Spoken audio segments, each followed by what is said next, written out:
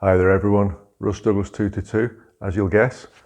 This video accompanies my next article in, I think it's the August issue of Airgun World magazine. Dear YouTube, this video is entirely educational and there is zero gun modification here. What you'll see is 1, 2, 3 existing, partly classic air guns. I can't really call the Reximex Mito-S a classic because I bought it brand new recently. Excuse the echoey spare room. We've still got the electricians in, we're still getting rewiring done. But now that we've moved to the country and we actually have a garden, I'm looking forward to doing some good old-fashioned garden plinking, as well as pest control, test the night vision and so on. But I wanted to do a slightly different article, and what better than garden plinking now we have a garden. We have the Reximex Mito-S, which, as you'll know, is a multi-shot side lever PCP air pistol, here with the stock fitted. And I bought the Mito-S from Pelpax. Thanks for the help of the team there. And I've got a nice slimline Donny FL moderator on the end.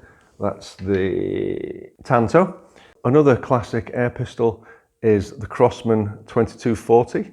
So this is CO2 powered, bolt action, open sights, comes with plastic grips, and you just take 2 screws out to swap it between the handheld pistol and carbine configuration. And I do have a pair of barrel clamps to allow me to fit a dovetail rail, because there's some sights going to be used for this testing. Thanks to Rob at Pickering Guns for not only selling me this pistol, but also he was able to advise me that I can slide off the foresight. It's a friction fit, and he's also sold me the adapter 1/2" UNF, which will enable me to fit a compact moderator. To keep the neighbours happy, I'd rather keep my background plinking muted, also not to disturb too much of the wildlife. Oh, speaking of not disturbing the wildlife, I've got prototype targets coming from Dan at greatfun.net. You're going to like these. Something that I thought up, and he's already putting them into production, but he sent me the 3 prototypes. So you'll be able to buy these targets very soon, and I'll cover them in an upcoming video and an upcoming article. Thanks for Rob at Pickering Guns for his help completing this article for the time being with this trio of pistols. So we've got Reximex Mito-S for a PCP, we've got the Crosman 2240 for a CO2 pistol, and we've got a second-hand HW75 that I bought off a friend at Grampian Air Rifle Club a couple of years ago. This is basically a trio of recoilless air pistols, and I'm hoping to also include the Webley Electo, also known as the Zoraki HP-01. I'm hoping to include this in the test, but I've still not been able to find anywhere I can buy one of the shoulder stocks, which fits to the Picatiny rail at the front, underneath, and provides you with an adjustable length of pull, adjustable cheek height shoulder stock. I'm still hoping to find one of those. If anyone knows where I can buy one, that would be great. So far, the only shop I've found that's got them in stock is in Pretoria in South Africa. It would cost me an absolute arm and a leg to use a courier. So fingers crossed, I can hopefully get a stock before too long and include this air pistol as a carbine in either part 2 or part 3 of this article as a follow-up. First and foremost, you all recognize the classic Weihrauch HW75 air pistol. I've now fitted a shoulder stock to it. So my first article in this series, turning these into carbines, is the HW75, and I've got some detailed videos on some minor bits and bobs I've had to do. I'll just show you more about this very shortly. Not forgetting, thanks to help of CV Life, I've got their ingenious little red dot sight. Now, this is 0 magnification. There's a brightness control. You can obviously zero it by adjusting windage and elevation to suit your downrange point of impact. This fella's Picatiny. Oh, and I should mention, I'll put a link down below, because this article is going to be either 2 or 3 parts, and I may intersperse it with other articles over a few issues. I've got a larger than usual Flickr album, because you can only print 8, 10, maybe 12 at maximum photos per article in Airgun World. So I've already got 70, 80 plus photos in the Flickr album. So there's photos detailing each of these air pistols and also each of these scopes. I say scopes because I've also got the rather fab Discovery Optics HD 2-12 by 24 side focus illuminated reticle. We've got flip up scope caps front and rear, and you can slide the front off. It's a friction fit, and there is an extended sunshade you can put on there as well. You've got a sprung rear lens cap as well. Nice chunky positive turrets. You pull them out. Yep, you can hear that, I'm sure. To adjust and lock windage and elevation. We've got a side wheel focus parallax adjustment for focusing and for range finding, although I won't be using it for that. And you've got an outer dial that accepts a flat button top battery for adjusting the illumination of the reticle. Something a bit different, if I hold this up without dropping it, the observant among you will notice, there's only one scope mount fitted on this scope. Why would that be? Some background for the HW75. This is a very early version of the HW75. The pistol comes with a dovetail rail on the top, and I think these days it's a 12mm dovetail. My version is basically 14. I've measured it, I'll put a photo up here. I've measured it at 13.88mm. So in order to fit either of these cool optics, first I had to source a 14mm dovetail to standard Picatiny adapter rail. I've got that here courtesy of Masood at Eagle Vision. Fits perfectly, does exactly what it says on the tin. With this fitted, I'm now able to fit the CV Life Red Dot or a pistol scope. But because you can see there's a rear sight, so what I've found is to get the eye relief right, I've had to fit the scope via just the forward mount such that the rear eyepiece is in the right position for me to shoulder the pistol. This is one of my favourite pistols for 10-metre indoor competition, but it's putting about 4 or 5 foot-pounds out, and I'll do extensive testing, chrono testing of all 3 pistols for my follow-up article, part 2. You can see, I mean, that's a pretty cool carbine. And let me just show you, I can press the button, fold the stock in, and that's still usable as an air pistol if you had a pistol scope on there or a red dot or for open sights. But if I show you, click, that's perfect as a little sub 6 foot-pound garden carbine.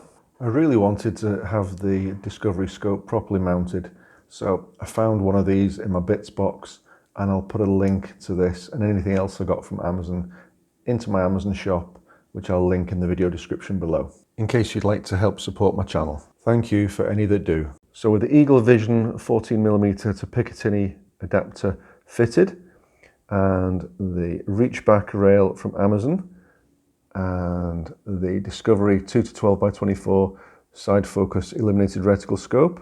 That feels a whole lot better with the scope clamped properly in both scope mounts. The whole lot on the shoulder stocked HW75 weighs 2.371 kilos or 5 pounds 3.6 ounces. So this is not a lightweight, but then it's going to hold its place on target. And it's a compact little pistol carbine, isn't it? Well, that looks pretty epic to me. And we'll see how that compares to a lightweight red dot, accuracy-wise and handling-wise. Once I get a target out there in the garden, you can maybe see a box. That's where I'm going to lean my target. And that should be about 20-25 meters from where I'll be sitting. So this ingenious folding buttstock came from Toymaker95 via eBay. Bought it from the States, and including shipping, I think I paid about £73 for this buttstock. Let's show you how this is fitted. So here's my HW75 pistol. I do have to remove that pin and the pin on the other side with my circlip pliers, which I'll need to go and dig out. But this little pin should not be sticking out. 2 taps, and that's now just about flush. Everything looks good now. I'm now going to pop the grip off via the Allen bolt and have a look at the pistol chassis with that removed. I'm going to try and hook these underneath the edge of that circlip. Remove the circlip, pop out the pin, do the same on the other side. Then one of these two bolts replaces it. I checked and discovered the skinny Allen bolt is for the HW45. The fatter one on the right is for the HW75. And there's a mention of a grub screw going in and a mention of this pin going in somewhere. I've got this cheapo pair of circlip pliers from my local nickel and dime in Stonehaven, and I just pressed on the front of the circlip on here, and all I did was nudge it backwards slightly. That allowed me to get the tip, oops, look how dirty that is, to get the tip of the blade on my penknife hooked in and just pull the circlip out. That wasn't nearly as mechanical as I expected. Now to try the other one on the other side. This little pin seems to be one pin. If I push it from the other side, yes, it's popping out. So I'm going to remove this and store it safely with the two circlips. Next, I've inserted the grub screw into the blind threaded hole at the back of the adapter, like so, but it does stick out by about 3mm. So going forward, basically sussed. That cutout is for the upper frame release catch, although it could do with being a bit longer, as per this wee sketch. Yep, that Allen bolt goes through one side, protrudes on the other, and then there's a little nut goes onto that. I'm not going to tighten anything unduly at this stage. So that's the stock adapter on, but it does wobble a bit.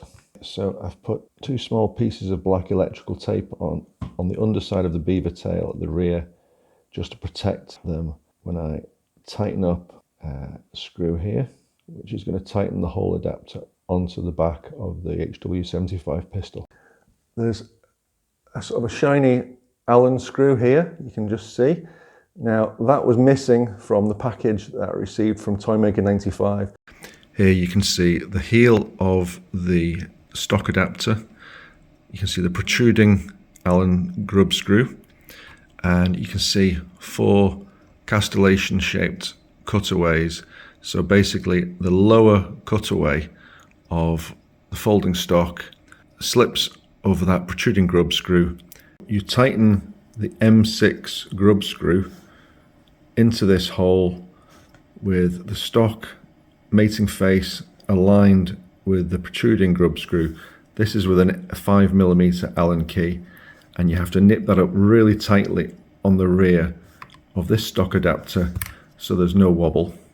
And when you've nipped that up very, very tightly, like so, just by hand, then the stock will not wobble on the back of the pistol. And you get a sweet connection like so. And there's no wobble underneath because of the cap-headed Allen screw pressing against the beaver tail. The tubular stock is very, very well made. As I said, you push that down, lift the stock, fold it, and there we are. And you can simply unfold it and it locks into place. And this gives you pretty good head alignment for using the open sights. My only criticism is there's a very small cutout notch here for you to access the slide release. If I can show you here, using 2 hands, press that down and hey presto, it lifts and you can allow you to cock and load the pistol.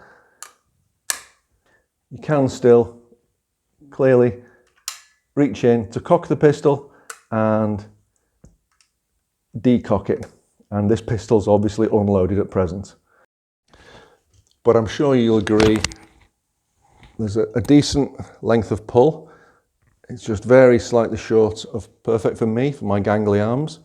And with the stock extended, there's no wobble in it.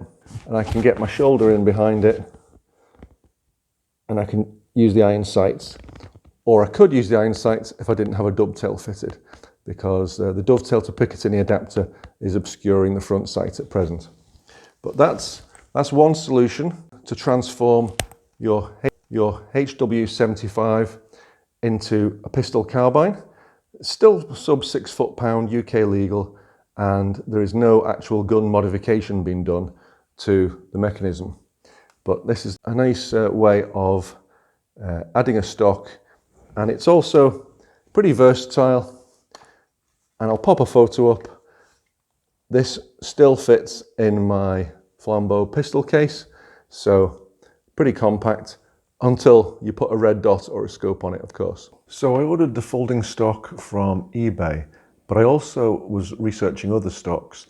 I did look at Rink stocks from Germany, but they were just way too expensive for me for the HW75. I also found Martin from herdhawks.com. So if you fancy something British made in wood, then check out his website.